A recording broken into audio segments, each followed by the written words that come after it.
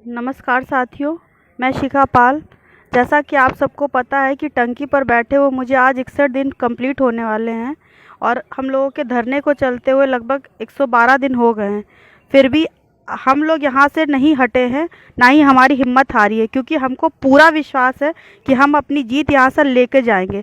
मगर पता नहीं क्यों आप लोगों को कितनी बार बताया गया है कि यहाँ पर लगातार संख्या बल कम हो रहा है, ये लास्ट मौका चल रहा है, आप लोगों को अब घरों से निकलना है। मगर फिर भी हम लोगों की बातों का किसी पे किसी प्रकार का प्रभाव नहीं पड़ रहा है। हम लोग किस तरीके से आपसे निवेदन करें, किस तरीके से आपसे आग्रह करें कि ये लास्ट मौका है, कम से कम अब हमारा साथ दे दीजिए। यहाँ पर लगातार एलआईयू की रिपोर्ट जाती है, हम लोग आप लोग को कितनी बार बता चुके हैं। पुलिस वाले आते हैं, फ़ोटो खींच के जाते हैं, तो यहाँ पर हम लोग 22,000 की मांग करते हैं, मगर उन्हें क्या 100-200 की तो छोड़िए, यहाँ पर इस समय हमारे पास लगभग 40-50 बच्चे भी नहीं दिखते हैं। तो वो यही कहते हैं कि आपका संख्या बल लगातार घटता जा रहा है। बताइए कि हमने कहाँ से कमी छोड़ी है, हमने अपने धरने को सफल बनाने के लिए कहाँ से कोई कमी छोड़ दी है। आप लोगों को हमारा प्रयास नहीं दिखता, हमारी विषमताएं, हम लोग की दिक्कतें नहीं दिखती, हम लोग किस तरीके से यहाँ पर रात दिन जूझ रहे हैं। आप खुद देख रहे हैं कि इस समय पूरी कितनी तपन हो रही है, फिर भी यहाँ पर मैं कंटिन्यू बैठी हूँ 24 घंटे।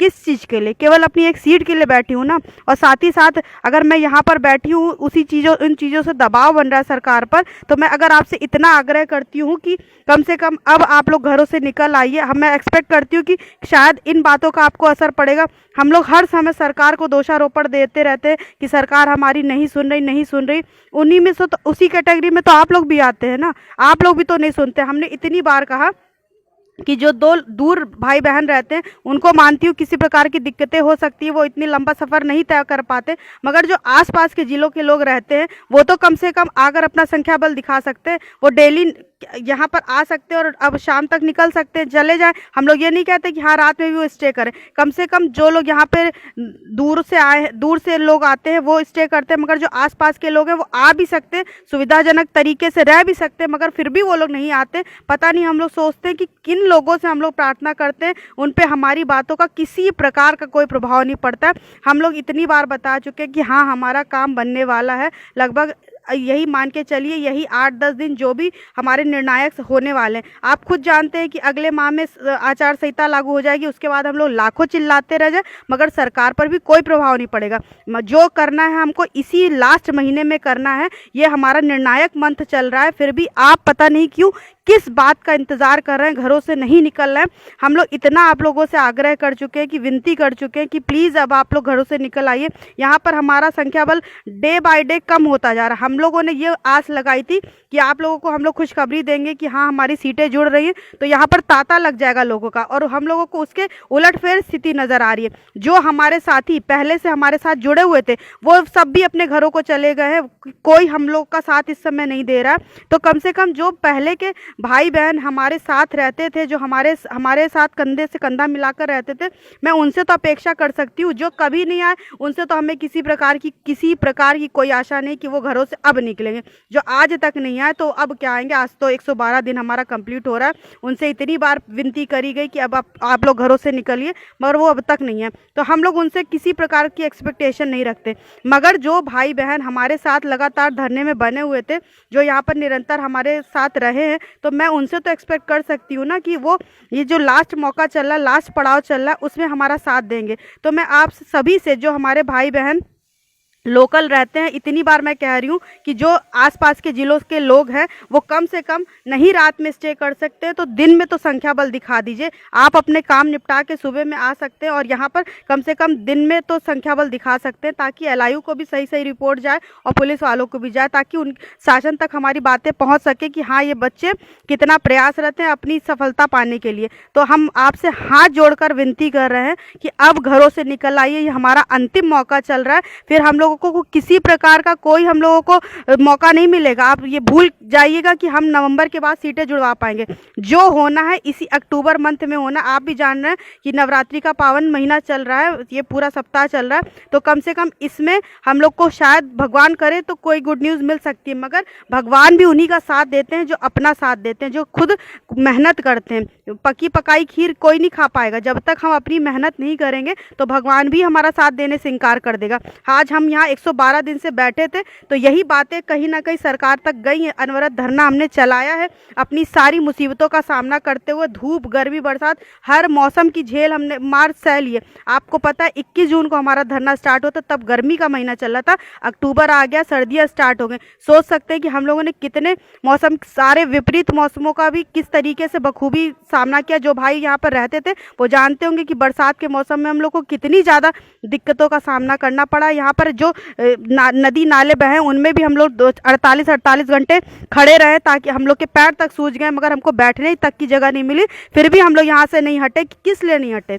यही सोचिए ना कि हमारी सीटें अवश्य जुड़ेंगी। हमको एक भरोसा था, तो जो भरोसा हमने कायम रखा था अपने सरकार पर, अपने भगवान पर, कम से कम उसको फलीभूत करने का टाइम आ गया है। और अब आप लोग, आखिरी मौका है, अब घरों से निकल आइए। हम लोग बार बार कितनी बार आपसे आग्रह करें, हम लोग अब थक चुके हैं।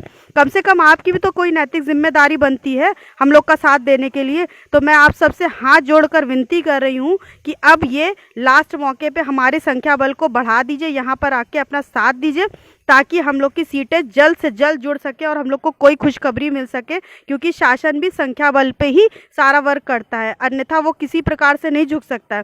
जहाँ उनको लगता है कि हाँ संख्या बल है, यहाँ पर ताकत है संख्या बल की, वो उसी उस पर काम करता है रणनीति पे। तो मैं आपसे हाथ जोड़कर फिर से कहना चाहती हूँ कि आप लोग घरों से निकलिए और हम लोग का साथ दीजिए। कम से कम यहाँ पे एटलीस्ट 50 से 100 की तो संख्या दिखाइए। हम लोग आपसे नहीं कह रहे कि हाँ जब भी महाधरने की डेट घोषित की जाएगी तब आप लोग ज़्यादा से ज़्यादा संख्या बल में आए, मगर इस समय तो हमें कम से कम 50 से 100 की संख्या दे दीजिए, ताकि हमारा जो अनवरत धरना चल रहा है उसको सफल बनाया जा सके, उसमें लोगों की संख्या लगातार बनी रहे रात दिन। और ये मैं एक और चीज़ कहना चाहती हूँ कि इस समय आप खुद जान रहे हैं कि हम लोगों को इतना टाइम हो गया है, यहाँ पर हम लोग किस तरीके से अपना टाइम दिनचर्या गुजार रहे हैं। आपको पता है यहाँ पे भी खाने पीने की व्यवस्था करनी पड़ती है। ऐसा तो कोई रह नहीं पाएगा कि बिना खाए यहाँ रह जाएगा, चाहे वो एक ही टाइम खाएगा, मगर मैनेज करना पड़ता है। इस समय विवेक भैया के अकाउंट में भी पैसा बिल्कुल नहीं रह जा रहा है, वो किस तरीके से मैनेज कर रहे हैं हम लोग जानते हैं। और इस समय को आर्थिक स्थिति भी हम लोग की लगभग ख़राब हो चुकी है। आप सब समझते हैं कि 112 दिन अगर धरना चलेगा तो आर्थिक स्थिति कैसी सही रह सकती है। तो इस समय हम लोगों को आर्थिक रूप से भी सहयोग की आवश्यकता है। पहले भी बताया जा चुका है, जो लोग आते हैं, नए लोग आते हैं, कम से कम वो राशन कुछ भी जो आप ये भी बताया जा चुका है कि यथाशक्ति जैसे आपका जैसा आपकी इच्छा हो उस हिसाब से आप सामर्थ्य हो उस हिसाब से हमारा सहयोग कर सकते हैं। और कुछ राशि का भी कर दिए, क्योंकि जैसे राशन पानी मान लीजिए दाल चावल बना रहेगा, मगर सब्जी वगैरह तेल है, मसाले हैं, ये तो बाहर से लाने पड़ते हैं, उसके लिए भी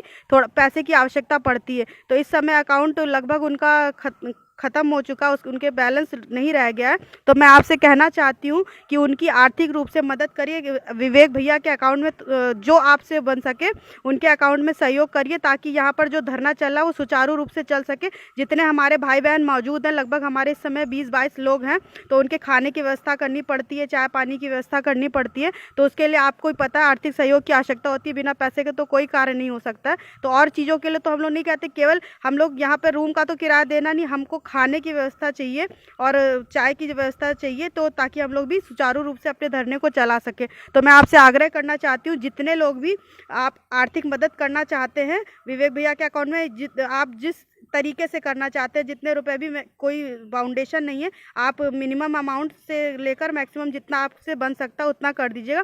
मैं आपको एक बार अकाउंट नंबर उनका बता देती हूँ, आप नोट कर लीजिएगा।